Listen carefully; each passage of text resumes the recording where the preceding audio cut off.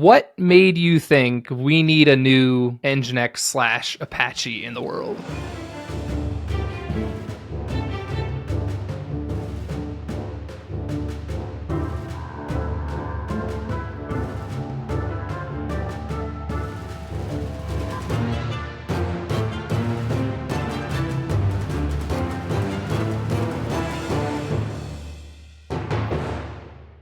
Welcome back to the Backend Banter podcast, where we talk about backend engineering and careers. Before I introduce today's guest, I want to tell a little story of how I met him in real life. So last year I was at Go West conference, and I was talking to a mutual friend, and one of his friends walks up and starts talking to us as well. And I'm like, "Oh, hi, nice to meet you. I'm Lane."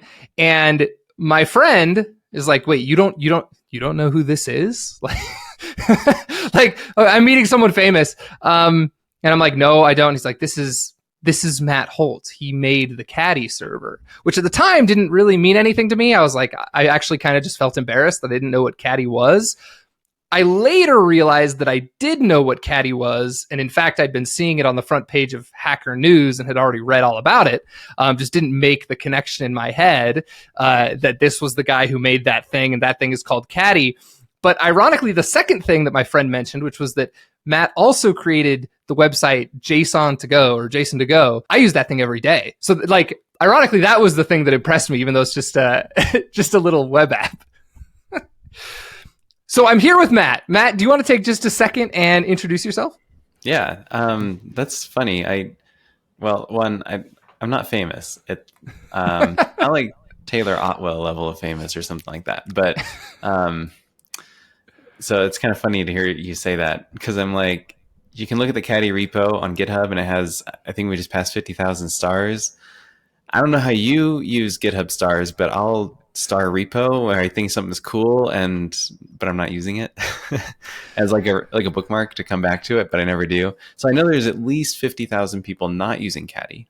But yeah, no, it's funny. So JSON to Go it's not a Go project. I see it show up in a bunch of like Go newsletters and stuff, and it's written in JavaScript. Yeah.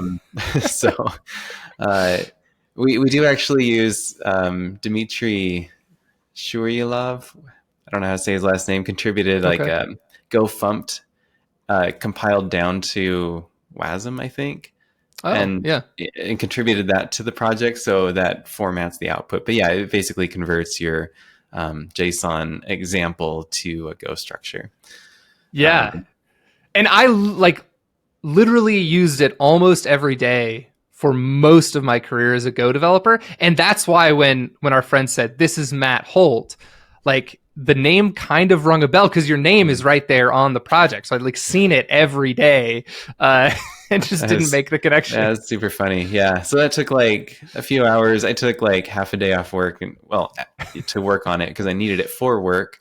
And anyway, I didn't realize it would be so popular. That was back in Go is pretty new. And so there probably wasn't a lot of tooling around it yet, but I was like, I need this. And, my recursion practice from college came in handy there. And yeah, I don't know, but parsing trees. Yeah. Yeah. I mean, it makes sense why it would be so popular. Like, at least, again, most of my career has been writing Go, and most of that time has been writing JSON APIs. And so just a big source of issues in JSON APIs is just taking a JSON structure and getting the Go structure without typos and stuff. And so having a machine that just does it for you, it's faster and less error prone. Yeah, and there's a ton of tools out there that do this nowadays, and for all sorts of languages, and frankly do it better. So I'm glad people still use JSON to Go. But yeah, how did you start using Go? I don't know if I know your background. That's a great question. So I actually just had my professor on the pod. It's probably not, once this one's released, probably 10 episodes back. But I had a professor down at Dixie State University, now called Utah Tech University, that used Go for his distributed systems class. And that was my introduction to the language. And then I actually used Go by choice at my first job. I was like, oh, I think Go would be really good for this little kind of... it was a weird project where we were slapping hardware sensors up on bridges and like reading voltage data. But it had to be done concurrently, and like writing it in Go just felt really elegant compared to like the Python that we used for most other things. I didn't have to like use the threading library or any weird stuff like that. Yeah. Done that. So yeah, so that was like how I got into it. And then of course, like after that, I just went and like searched for Go jobs and then just kind of worked in. That's awesome. Go ever since. Yeah, that's a similar story here. I used it a lot in college. I was introduced to it through my work at the time. I worked at Smarty Streets. Now they're called Smarty. They were switching from C#, and so we're kind of exploring Go. And it turns out, yeah, like, so I had to do my parallel processing, distributed computing class in C, and that, well, C++, that kind of sucked. Yeah. And yeah, I did a lot of Python stuff, machine learning classes and things. But it turns out all my Go projects where I was able to choose my language in my classes performed way better than my classmates. We're using the same algorithms for the most part, but just, a lot of my classmates' Java, JVMs were like running out of memory, and the Python versions were really slow, and the C programs had all sorts of seg faults. But my programs like were built quickly and just hummed along, and it was kind of a life hack for a college student. Yeah, that was kind of the same experience that I had at this company. Like when I wrote this script that we were using Python for into Go, it just felt like everything got easier. Like it was easier to express concurrency, right? I mean, I guess obviously Python doesn't compile, so like there's a little bit about like compile times, but slapping a Go executable onto either an embedded system or like a Raspberry Pi with very little compute resources. We were actually using Raspberry Pi Zero at the time. It's a lot easier than like installing a full Python interpreter. Oh yeah. Yeah, Go is kind of a dream. So been really happy with that. Yeah, absolutely. So let's talk a little bit about Caddy. So, I mean, JSON to Go is a really cool project. Everyone should go check it out, but like you'll pretty much figure out how it works within about 5 seconds. That's the beauty of it. Caddy, on the other hand, is a very big project that essentially is like, I mean, it's competing with like Nginx and Apache, right? Yeah, I mean, yeah, it is. And what made you think like we need a new Nginx / Apache in the world?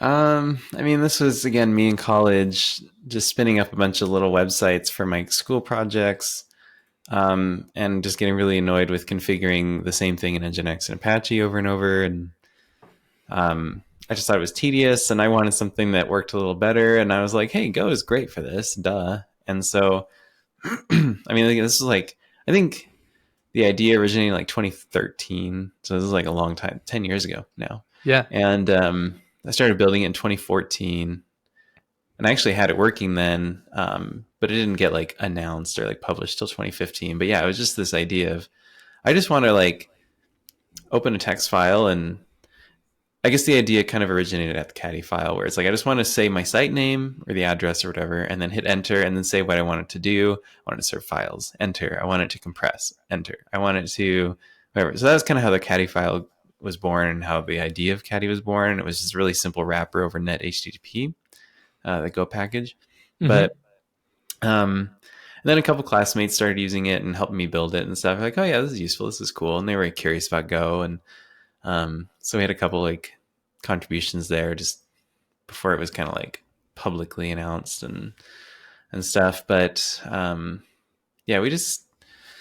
So it initially was based on like easier setup and such. How much do you want me to go into like the evolution? Yeah, no, that's great. Okay. So configuration, it sounds like, I mean, part of it's like, I want to write this fun new project in Go, and Go seems like a good fit. But it sounds like the like motivation for the project was more around like ease of setup and configuration. Sure, yeah, because I could write a 10 to 100 line Go program to do what I need, like to be a server or this or that, and maybe even reuse that a bunch. But then it was just, I didn't want to like change a bunch of Go code every time I had a different site necessarily. I just wanted to change 1 or 2 lines in a text file. Right. So just for the sake of some of our listeners, let's talk just a little bit about the difference between like maybe like a Go server that's like a JSON REST API and like what Caddy is. because to new developers, that might feel a little blurry. So like, Yeah, good what point. problem do Nginx, Apache, and Caddy solve versus like a company's like application server? Yeah, so like Apache came around in the days when websites were mostly static files, or if you had like CGI scripts and PHP, there was like, yeah, there were SAPIs and APIs and like, yeah, CGI is, you run a process, it captures output, and that's the response you send to the client. It's a little Okay. slow and cumbersome, but it's really flexible, right? Like A any little scripting program, language, like yeah, any almost like a scripting little language, PHP. any whatever can conform to CGI spec and such. And so, like Apache, for example, was a way to like serve static files, which were the most common website back in the day, and occasionally some dynamic content, some cool scripts and stuff. Um, and then, yeah, Nginx came along when the web started growing and performance was more of a concern because compute power was still very shared and virtual machines weren't really a thing yet. And so, like, we needed to really optimize performance. And so Nginx came around for that. And it can serve static files. It's actually not its forte. Hmm. It's more of a proxy. And so, like, you see more like applications being served through like PHP. This was kind of the PHP boom. So what you do is Yeah. you put up Apache and Nginx in front of your web applications that actually do business logic for you, or maybe they're to serve static files. But those are the two most common use cases for a server in front of your site. And so, uh, so Caddy, like, yeah, it's written in Go, and you can write your web server in Go and your web application in Go, and you don't need a web server in front necessarily. But Caddy fills this niche where one, it upgrades. It's a more modern take on web serving than Nginx or Apache, and it's designed to continue to adapt to the modern web as it continues to change. Um, it's written in Go, so you get memory safety. But a lot of people will use Caddy in front of their Go applications because you can do you can offload a lot of web logic, that web concerns that you don't want to have in your business logic. So like you can terminate TLS, so you can have secure connections with your clients, you can do rate limiting, you can do compression, you can also serve static files. Sure, that's one line of Go code with the standard library, but you can get a little more flexibility with caddies pretty easily, things like that. So you want to separate your internet concerns with your business logic, and so you put a server in front typically. Okay, that makes sense. There's kind of two use cases. There's like like you said, the proxy, which is like what sits in front of my application server and deals with the like outgoing connections to the internet. Mm-hmm.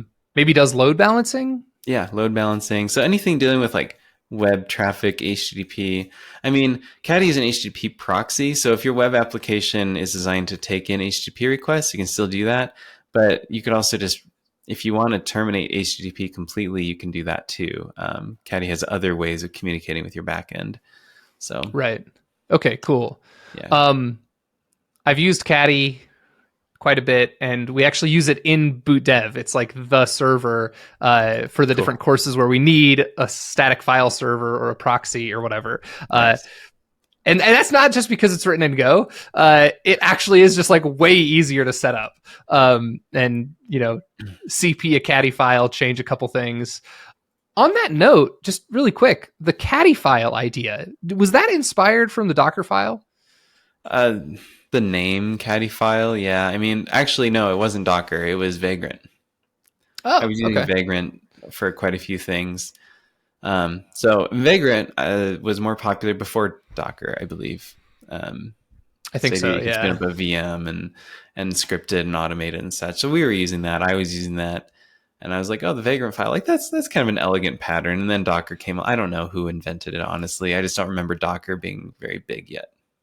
Okay, got it.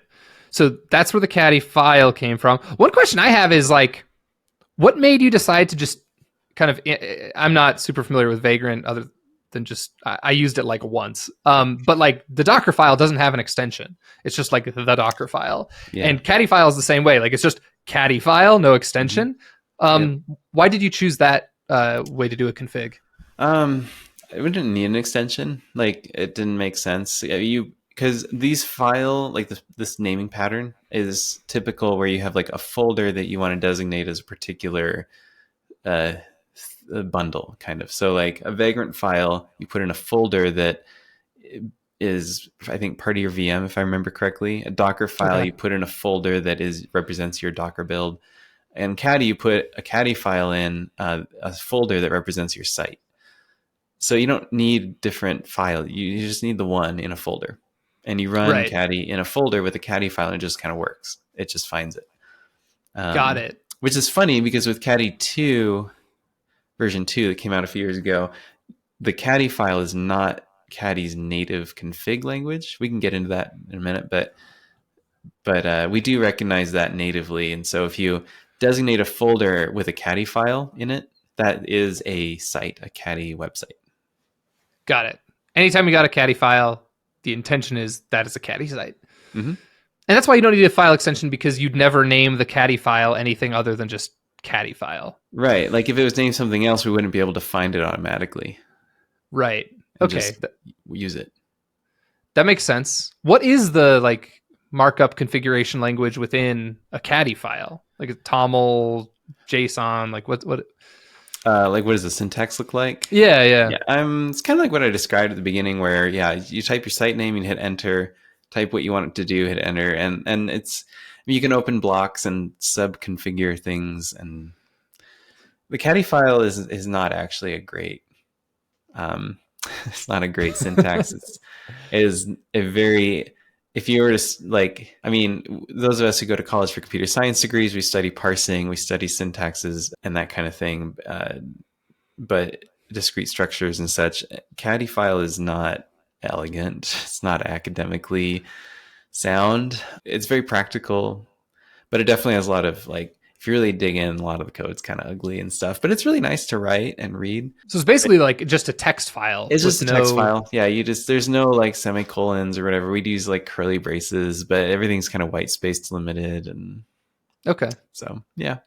Cool. No, I mean, it makes sense. My guess is, and correct me if I'm wrong, that was probably like the absolute best user experience initially. And maybe it still is a really good user experience, but my guess is as complexity of the file grows is when it like gets hard to parse, maybe. It gets hard to express certain things in the Caddy file because it is a very simple format. For example, a lot of people want properties of CSS in the Caddy file where things cascade in, or like they want Nginx's contexts or scopes where you can nest things and they all inherit. And some people want variables and reusability and kind of like scripting abilities in the Caddy. I'm like, just pre-process all that. The Caddy file is just, it's a simple, and now with Caddy 2, if you want to do something complicated, write JSON configuration. It's very verbose, but you have a lot of control and you can script it and automate it much easier. So in Caddy 2, you can use a JSON configuration file rather than the Caddy file? Yeah. So Caddy 2 natively understands JSON. When you run it with a Caddy file, it's converted to JSON for you. But Caddy's only config format is JSON. And I say that in the sense that it's the only config format that it natively knows. Everything else is converted to JSON. So Caddy 2 has this idea of config adapters, which is really cool because now we've kind of ended the config format wars. If you want to use JSON, you can. If you want to use Caddyfile, you can. If you don't like either of those, you can use YAML. If you hate YAML like me, you can use TOML, which I don't use that. I use the Caddy file and JSON most of the time, but like you can use TOML, you can use Q, you can use HCL. There's all sorts of, you pick your language. You can pick whichever markup you hate the least. Yeah, basically. Because we all, I've yet really to meet anyone that is in love with a configuration file format. It's just like we all hate them for slightly different reasons, it seems. Yeah, I mean, Caddy 1, like we kind of, I didn't want to make a config format like, I didn't want to make it so complicated, and we would have configuration in the CLI. Some people like that. Another web server, Trafic, uses Docker labels for its configuration. Like there's So many ways to configure stuff, but we decided in Caddy 2, you know what? It's just a config file. It's a JSON document. That's it. At least that's all you have to ever really parse it in, as long as you can convert from the other formats. Exactly. Yep.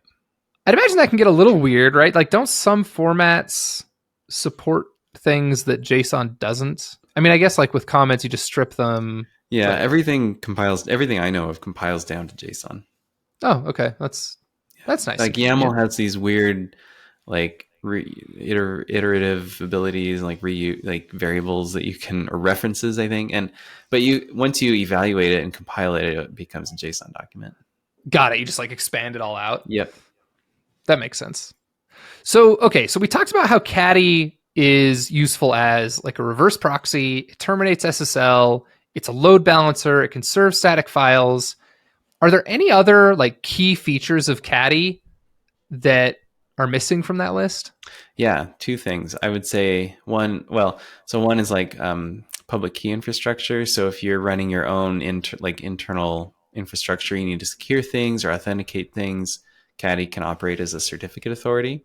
So okay, that's kind of neat. But I'd say the biggest one is it's a plugin ecosystem. Wait, when you say a certificate authority, like it doesn't issue its own SSL certificates, does it? It does. No one trusts them. Like your computer isn't going to trust my Caddy instance's certificates, but got it. Yeah, anyone can generate their own certificates, including Caddy.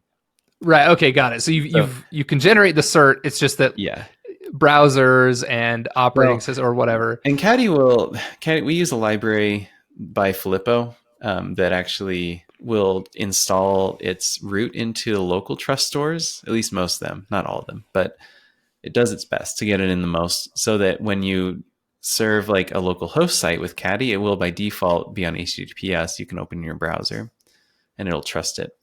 But yeah, if you want to use a particular Caddy instance's root CA on other machines, then you do have to like install that root CA into those machines. So this actually, I think, is a really interesting like sidebar conversation especially for our listeners. On Boot Dev, we teach a cryptography course, and it's just like raw cryptography, right? We cover things like how SSL works, and even more kind of in particular, like how the encryption that goes on works under the hood. And in my experience with like HTTPS, SSL, the encryption part's the easy part, right? Like you just write code that does the encryption. You can make sure that it's secure. You're managing private keys.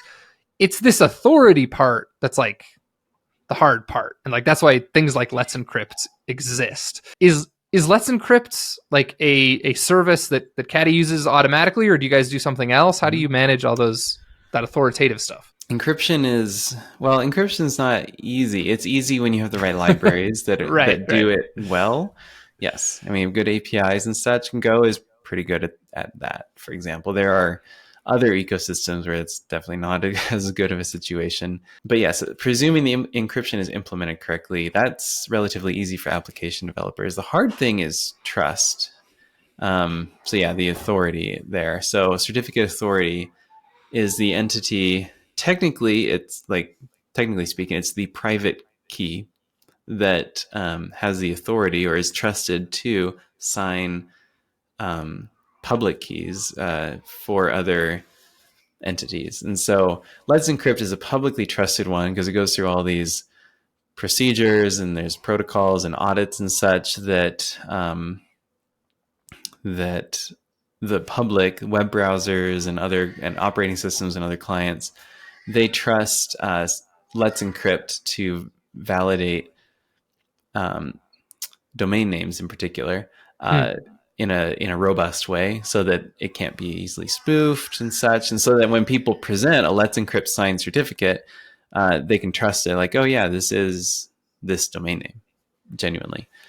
Right. So when Caddy goes to sign a certificate, I mean, Caddy, like, or you, if the OpenSSL command line or whatever, you're not a publicly trusted authority. I mean, you can use that certificate. You can program your applications to trust that certificate, that root CA, but other people aren't going to trust it by default. So, I mean, that's kind of a hard problem. There are companies and software products like Small Step that are working on solving that and have pretty good solutions. Ultimately, it comes down to usually like machine provisioning and like automating that with so that it installs the trust that you need. Yeah, so trust is the hard thing. It seems to involve more like human communication, which is always really annoying. It's very policy and yeah, it's not a I worked for Let's Encrypt for a while and Oh, it's cool. just it's kind of a murky like it's a very like just policy thick.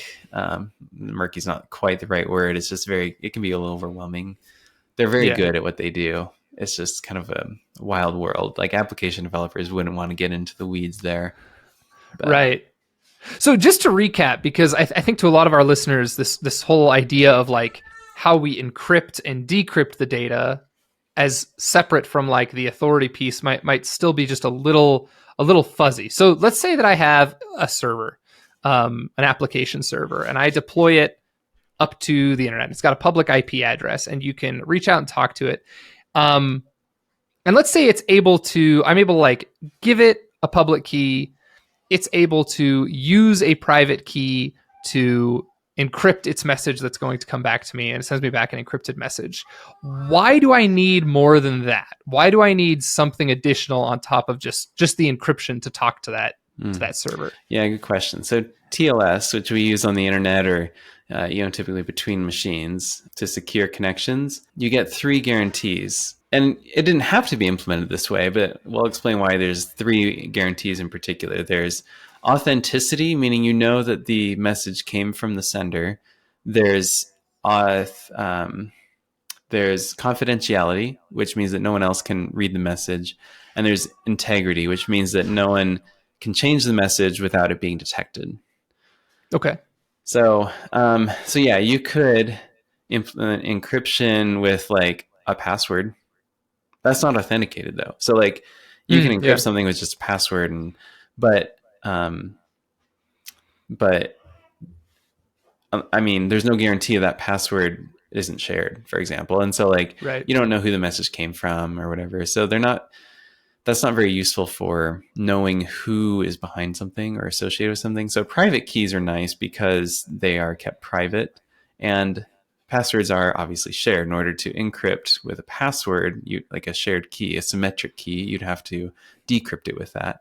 So you have to share it. Well, that's not going to work for the public because now the password is public. You can't give every website visitor your private key, right? Exactly, yeah, because then it's like, oh, this is my identity too. Like it's kind of weird. So, so we have asymmetric encryption, which is public-private key pairs, and so the private key is kept private, and through some awesome math, the public key can be shared with everyone, and the 2 keys can kind of validate each other. And so if you can get a message signed by a private key, you can validate it using their public key, that it was in fact signed by the private key and that entity does in fact have access to or control over the private key. So, I mean, yeah, you could imagine a world where you go to google.com and it's encrypted, but if it's not authenticated as genuinely being Google, that could be a problem, or like a bank website or whatever. Right. So you want to know that the domain name you're accessing is genuinely who they say they are. And that's why we get certificate signed? Yeah, so certificate is a public key plus other stuff like signatures and algorithms and expiration dates and such.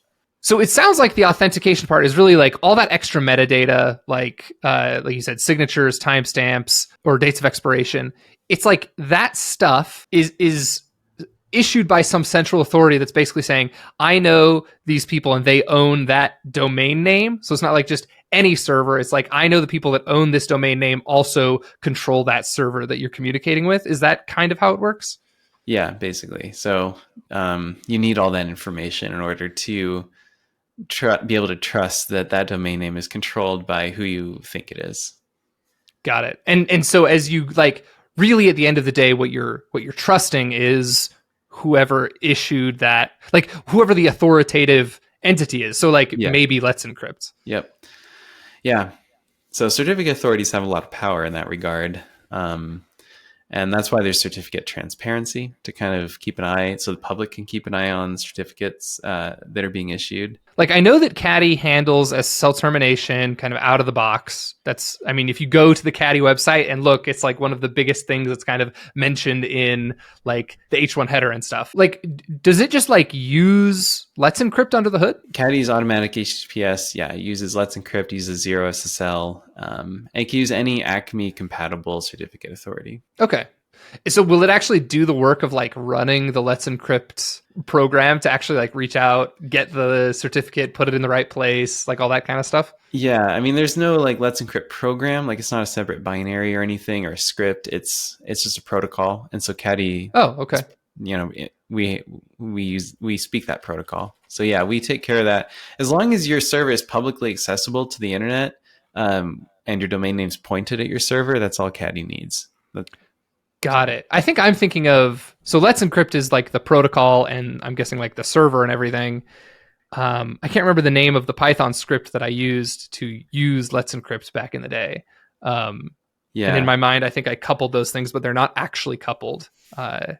Certbot is, it's like that's the one. Certbot. Yeah, Certbot is kind of the de facto standard. Although recently there was a question on the community forums at Let's Encrypt, and one of the Certbot engineers was suggesting they recommend Caddy as the default Acme client. Ooh. So that's exciting. It's kind of interesting. I mean, Certbot is a great tool to temporarily transition legacy sites to HTTPS, but I don't think it's a great long-term solution. I think ultimately it needs to be built into your server.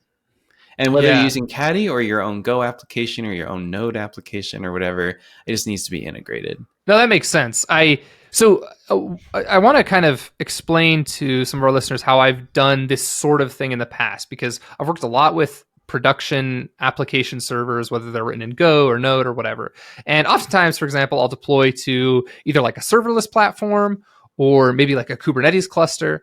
And there is, I don't think I've ever really worked on, well, let's say in the last 5 years where I've been doing like more kind of modern cloud stuff. But in recent years, I haven't ever like deployed my own proxy server that does all of this like load balancing SSL type stuff. I usually just worry about the application server, and it talks to a proxy over like raw HTTP. So like my server that I'm writing doesn't even care about HTTPS. And I actually think that's a sticking point for a lot of new developers. They don't realize that oftentimes in production application code, you don't need to worry about all this stuff because you just stick a proxy in front of it. Yeah, and you really shouldn't. I mean, if you are integrating it indirectly into your application, the library you're using should really just take care of it. So like Go, I wrote one called CertMagic that does it all for you. Like instead of saying HTTP.listen and serve, you say like, CertMagic dot listen and serve kind of thing. But so yeah, you really want it to be kind of no hassle, because you do not want to get it wrong. It's a security sensitive thing and an availability thing. As your certificate expires, now your site's down, service is down. Yeah.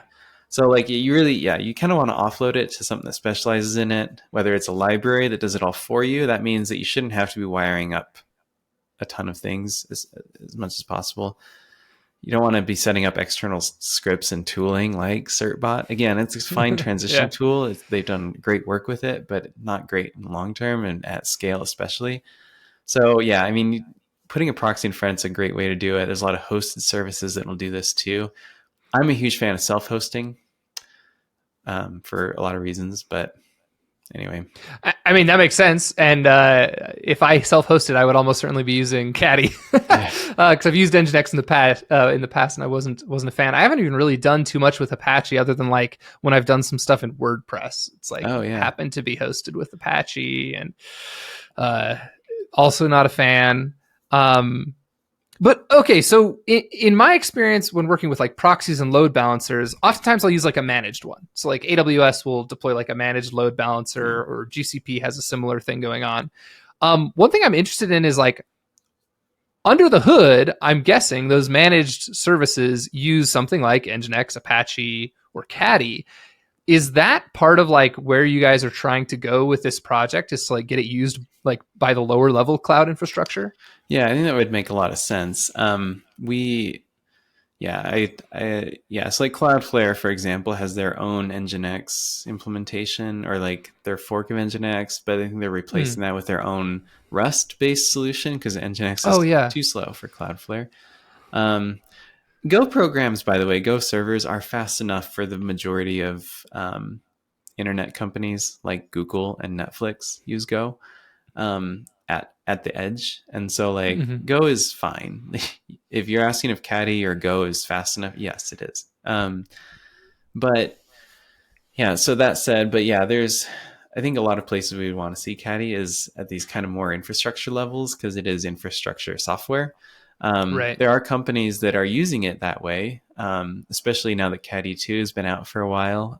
So we're seeing sites like Framer is using Caddy.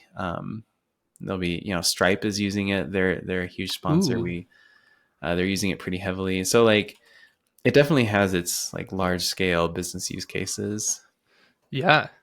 That's really cool. I didn't realize Stripe was using it. I'm a huge Stripe fan. Yeah, Stripe's awesome. So one thing I'm always interested in with big open source projects like Caddy is like, what's the business model for a project like this? How are you able to spend all of your time and maybe even like, do you have employees? Do you have team members? Yeah, good question. That's a big one. Initially, I mean, it's definitely not the default in an open source project because yeah, when I was in college and I was working on it, I had my undergraduate job and then I had my graduate research position and stipend from that and stuff that kind of covered my living expenses. And then as I finished my graduate degree, you realize, oh, people are going to job fairs and it's time to get a job.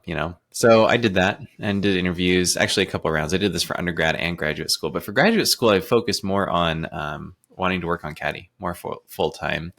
And Was that so a master's degree or a PhD? it's just a master's. Yep. Okay, cool. I don't have the patience for a PhD, but I have a huge respect for all doctorates out there. So the approach there for that second round was more like, well, I want to keep working on Caddy and it has business value. So how do I go about doing that? And I was fortunate to know Bill Kennedy a little bit. He actually reached out and was interested in Arden Labs kind of making the runway happen for Caddy version 2. So I was able to, at the end of grad school, after that ended, I was able to spend 9 months or so designing and building this thing full time. And that was time really well spent. And then I always had this thought in the back of my head, like, well, if someone came along and like wanted to, I don't know, buy the project, I'd be willing to sell it and either move on or stick with it. I don't know, depending on the arrangement. But like, I don't know. Part of me was like, like maybe I'm done. Well, an email came in a couple weeks after the end of our runway with Arden Labs, and so Okay. that funding was up, and they offered to. There's this company in Austria that offered to buy the project, and I was like, oh, Wow. yeah. I mean, it wasn't. This is not like a VC funded thing. There's not millions of dollars at stake here. It was to a lot of these in comparison as pocket change, but it was just enough to like hold me over for a few more months. And also to part of the deal was to take me on and pay a development stipend basically to keep the project maintained. And they found value in that. As we saw later, they ended up also acquiring Zero SSL. And so they have like a certificate authority as part of their holdings, Ooh. their ecosystem there. And so that worked out strategically for them to have an Acme client, several Acme clients actually, and Zero SSL as certificate authority. Some of it was just luck, finding, Yeah. the company's finding value in an open source project, a strategic thing. And so anyways, so I continue developing it. And so I do rely now on sponsorships. And we were, with Arden Labs, we were going to make a Caddy Enterprise and we were going to lock down a lot of these advanced features. With the plugin system, partially was designed that way so that we could easily withhold features from the public and easily build Caddy with these enterprise plugins. And anyway, we decided not to do that. And Bill sat down with me. He's like, you know what, let's just make it all open source. And so we canceled all our plans for anything proprietary. And I was like, Bill, how are we going to make money? And the answer, I think that he was right, is this idea of sponsorships is a really good way to go about it. And that works for our project. I've given talks on this, subject, Yeah. and there's a lot of different approaches, but we really didn't want to just mess with licensing anymore. So it's all open source licensed, all the binary, like everything. It's just your standard vanilla open source. Like there's no funny business.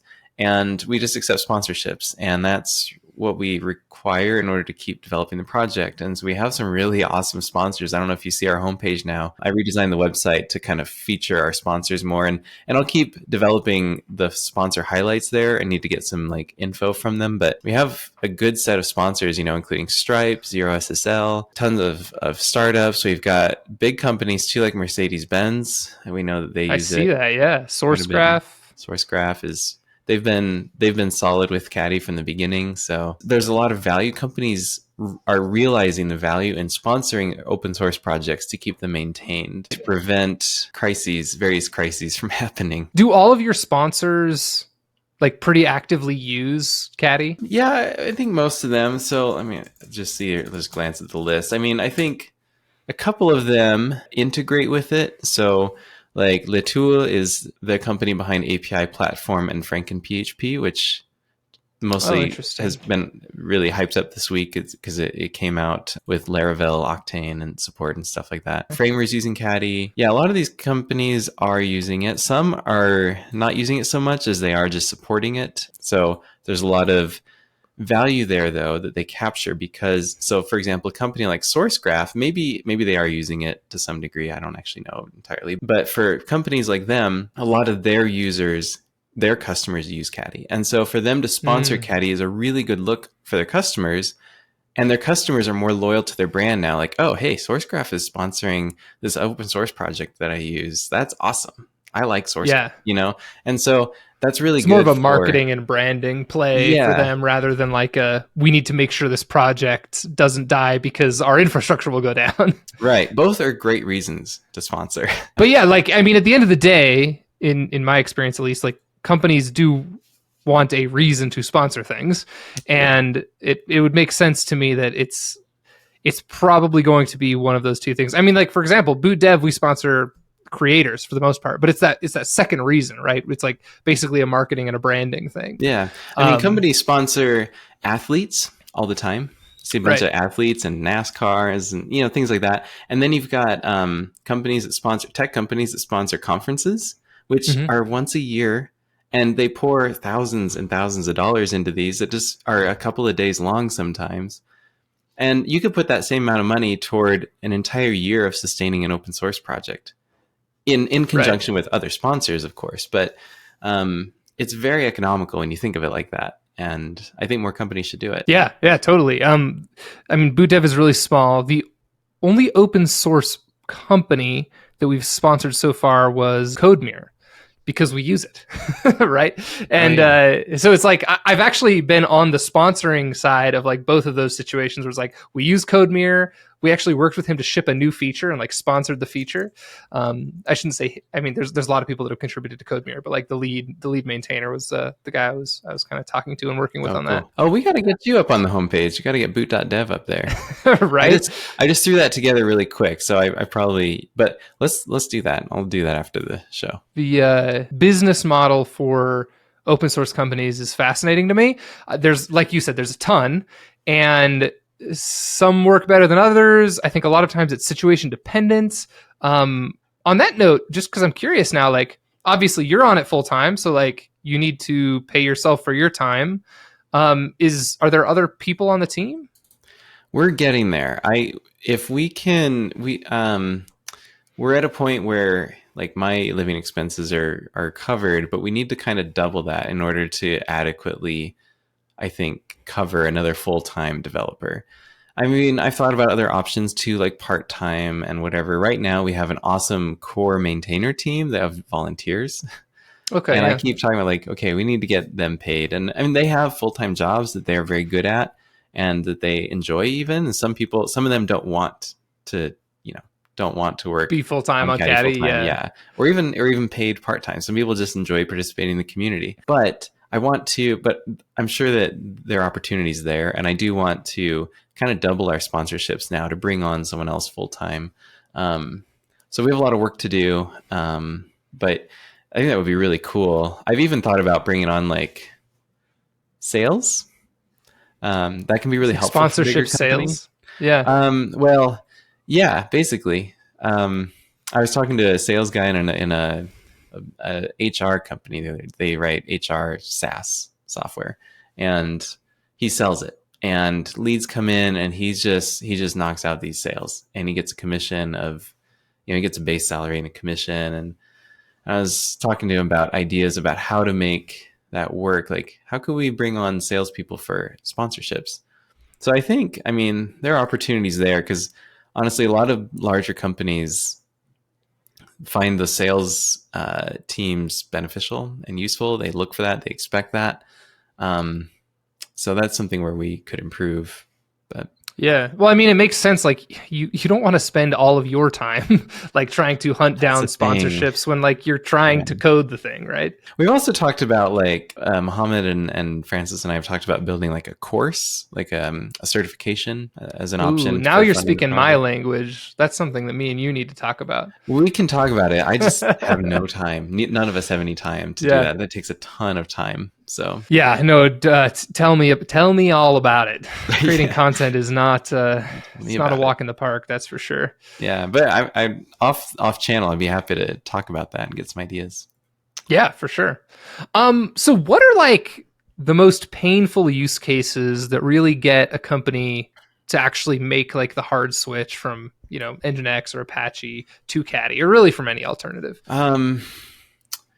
Well, I wouldn't call it a hard switch for most. I think for most of what I've heard of, it's been a pretty relieving switch to Caddy, or maybe there are a few bumps, here or there. But so the thing is, when they work with us, and I say us, I mean me primarily, but also like I have resources through either the maintainers, as they're volunteers, but if they want to help, they can. I don't ever expect them to help with like paid sponsorship work, but if they want to, sometimes they just can quickly answer a question, and they're always aware, by the way, when it is like, hey, I have this sponsor, it has this question, so they're never obligated. But I also work with like I'm in contact with like Arden Labs, and we can work with them. But the point is like, so we can help companies get onboarded to Caddy and help them switch. What I have found though is that some of the deepest Caddy integrators like Stripe and Framer and such have done it primarily autonomously, like on their own. And I'm familiar a little bit to, some extent or a greater extent with their setups. So I can help them with the switch. And I think what these companies are switching for is because they want to, it simplifies their infrastructure, it reduces their costs, and it lets them do more. So these heavy integrators, they have a lot of custom plugins that are written in Go, obviously. And so they're doing a lot of custom stuff that would otherwise be a separate Go projects or microservices. I think you see a lot of companies kind of consolidating and simplifying. So it lowers their costs. The free, TLS and at scale is a huge win for these companies. So when you're deploying custom domains and you need to serve your customers' domains over TLS, Caddy is the star of the show there. And there's really no great alternative for that. Companies like, I know Squarespace built their own, which is a bit of a bummer, but that was also, I think in the process of building Caddy too.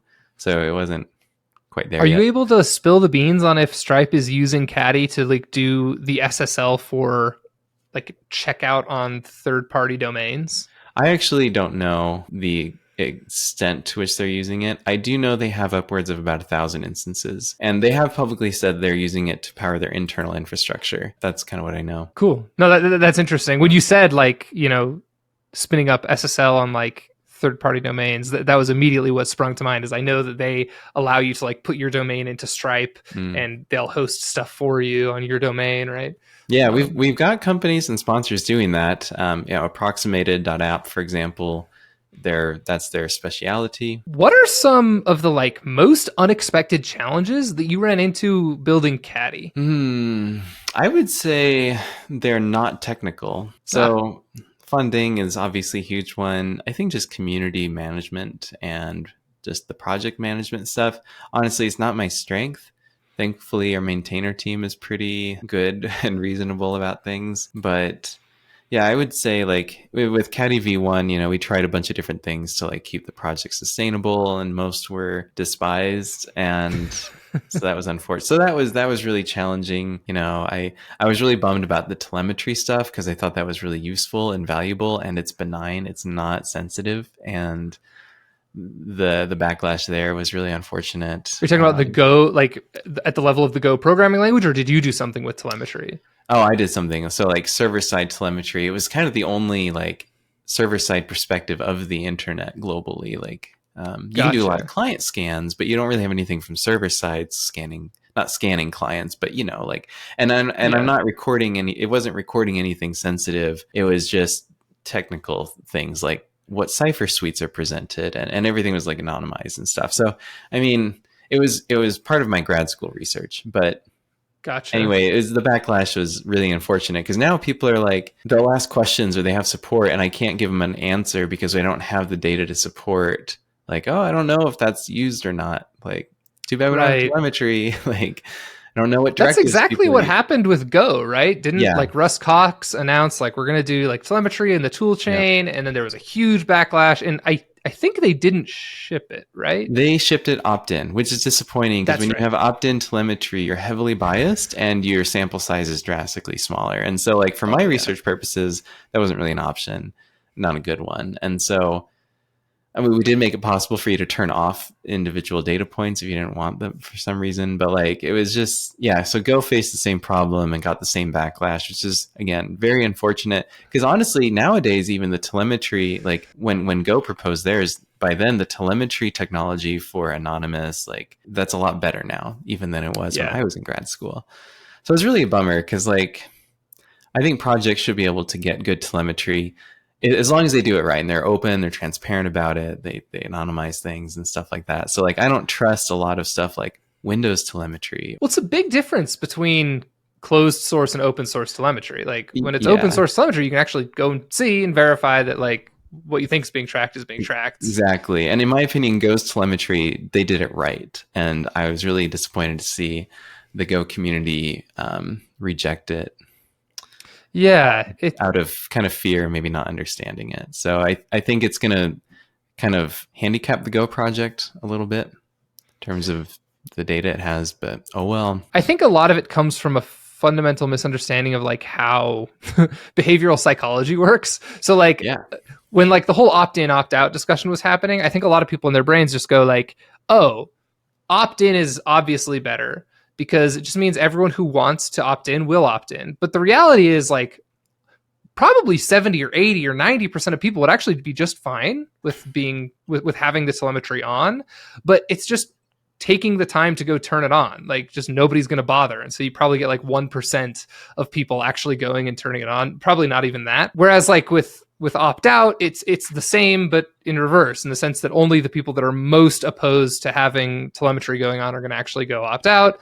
So it's actually like a really hard problem to solve. Like if your goal with like an opting system for telemetry was to get all of the people that really don't want to be tracked not being tracked, and I shouldn't even say tracked because that's like the not sending telemetry data. I know what you mean. Data. Yeah. Right. And then like the people that are fine with it in the other bucket, the split probably isn't going to be like 99% and 1%. But like there's no system that we've devised that can actually get the accurate split, if that makes I know what I'm saying even makes sense. It's super tricky. Yeah. We looked at this heavy when I was in grad school, and we just could not figure out a good solution to do it opt-in. To give like one concrete example, I was listening to this podcast, behavioral psychology podcast. It was like, I think it was the UK, like when the UK switched organ donors from being like opt-in or from being opt-out to opt-in. Wait, the other way around. It was opt-in and they switched it to being opt-out. Oh, okay, yeah. So if you didn't want your organs to be donated, you had to like opt out at the DMV or whatever. It just like completely flipped from like 1% and 99% to 99% and 1%. Like all you're really tracking is like the people that care to check a checkbox, which is fascinating because you could look at that and be like, oh, 99% of people don't want to, donate their organs. But that's just like the completely inaccurate way to look at that data. Right. Yeah. Because they're the only ones that took an action. And anyway, there's a lot of skew. It's very subtle too. So like the research methods, they understand this stuff, and the Go team understands this stuff. And anyway, it was just it's unfortunate. So there were a lot of challenges like that. But on the plus side, what are like the biggest? What's the next thing coming for Caddy that people should be excited about? Well, so our community is awesome, and the Go community, the developer community out there is really great, and so there's a lot of contributions coming in. And aside from reviewing those and merging those, and I'm a little behind after we had our baby a couple months ago, so I've been trying to catch up. Yeah, so congratulations, by the way. Thank you. Yeah. Anyways, so I want to work on. So we just launched kind of a new site, some new marketing pages. There's more I want to do there, just based on like my interactions with companies. Like we have this features page that is very, very, very, very long and ridiculous to read the whole thing. It's one of those pages that's like find in page friendly. And because we have a lot of like executives or product managers that are like, well, does it do this? And what about this? And so I want to send them a brochure, but it's just a web page. So there'll be pages like this, maybe comparison pages. So marketing pages.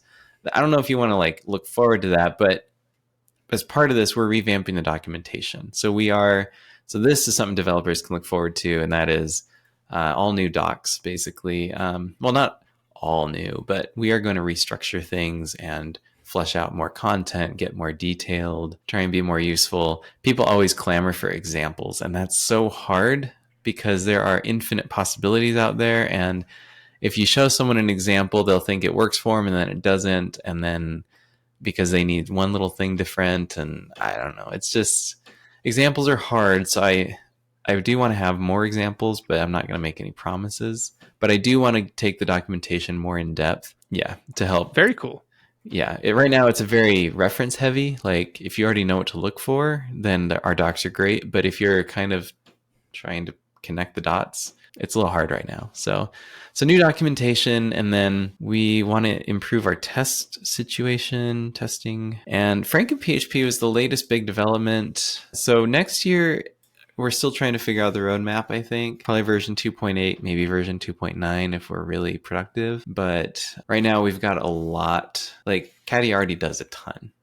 And I think we want to kind of improve what we've got. Yeah. I don't have any major features in mind in particular right now. So it's like bugs, refactors, that kind of stuff? Yeah, you could say it's boring, but also a lot of people love Go because it's mostly just improving what you've already got. So awesome. No, this is fantastic. Thank you so much for coming on and talking about Caddy. Like I said, huge fan of the project. Where can people find you, find Caddy, basically anything you want them to find? Yeah, well, so the Caddy website, we have a link to a store. You can buy Caddy merch just for fun. You can sponsor us, but I'm on Twitter. I still call it that. A little civil disobedience there. Yeah. So I'm cool. mholt6 there. I also run the Caddy account. You can find me on GitHub, mholt. And I don't want to downplay our community either. A lot of times if you reach out on the Caddy forums at caddy.community, I used to read every single thread, but it's just so busy now I can't. So we have our helpers there, Francis, Mohammed, Matthew. Like we have several helpers who will eventually get around to it, but we could always use more helpers. So if you want to get involved in the project, pull requests and stuff are great. Issues are great. They do create kind of a workload for us, because we have to review them and stuff. The more you get involved though, like the more we can spread out the work. So, if you want to get involved in our forums, you can help answer questions. You can become a Caddy expert by doing that. That's really valuable for your professional CV as well. So I don't know. Those are some things I would recommend. Amazing. I will put links down in the description below, down in the show notes as well, depending on if you're watching on a podcast player or on YouTube. But thanks again, Matt. We'll talk soon, man. Yeah, Lane, thanks for the discussion.